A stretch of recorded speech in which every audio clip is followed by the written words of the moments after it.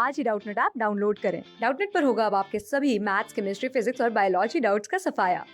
बस अपने क्वेश्चन की फोटो खींचो, उसे क्रॉप करो और तुरंत वीडियो सोल्यूशन पाओ। Download now. हेलो फ्रेंड्स, हमारा प्रश्न है दो थैले एक तथा थैला दो है। थैला एक में 3 सफ़ेद और 4 काली गेंदें तथा थैला दो में 5 सफ़ेद और 6 काली गेंदें हैं। एक थैले से एक गेंद यादृच्छा निकाली जाती है तो यह सफ़ेद पाया जाता है, तो प्रायिकता ज्ञात कीजिए कि यह थैला एक से निकाला गया है। इस प्रकार के प्रश्नों में हम क्या करते हैं, जो हमें निकालना होता है हम उसको मान लेते हैं घटना ए।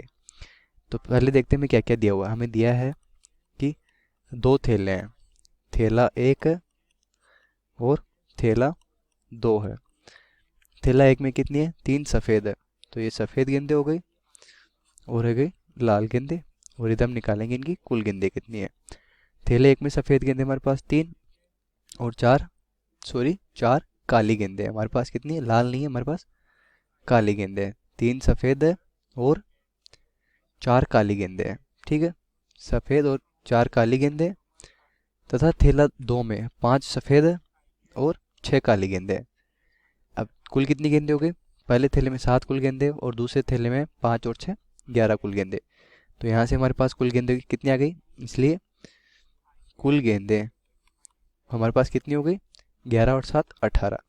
अब हमें पूछा है कि प्रायिकता ज्ञात करें कि यह थैला एक से निकाला गया है। तो माना घटना ए है, घटना ए है हमारा थैला एक होना, थैला एक का होना। जो हमें प्रश्न में पूछा हम उसको घटना ए मान लेते हैं, ठीक है।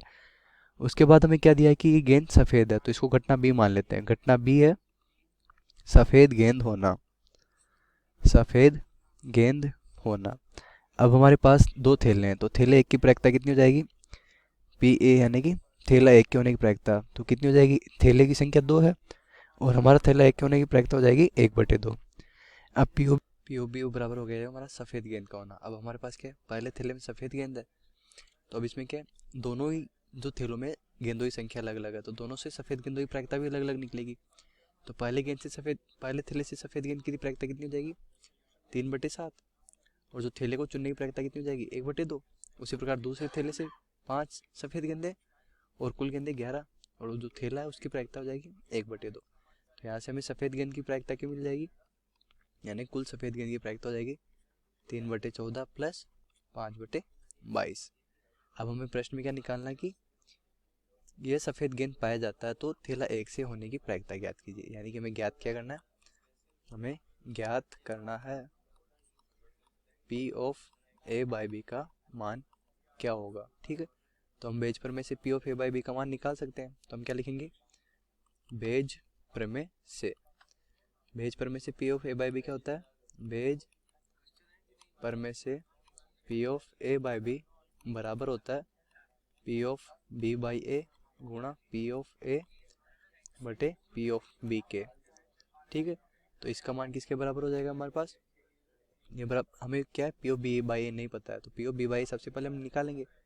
तो पी ऑफ बी बाई ए क्या हो जाएगा, पी ऑफ बी बाई ए वो बराबर हो जाएगा, एक घटना हो चुकी है यानी कि पहला थैला हो चुका, तो उससे सफ़ेद गेंद की प्रायिकता, तो पहले थैले से सफ़ेद गेंद की प्रायिकता के बराबर हो जाएगा, ठीक है।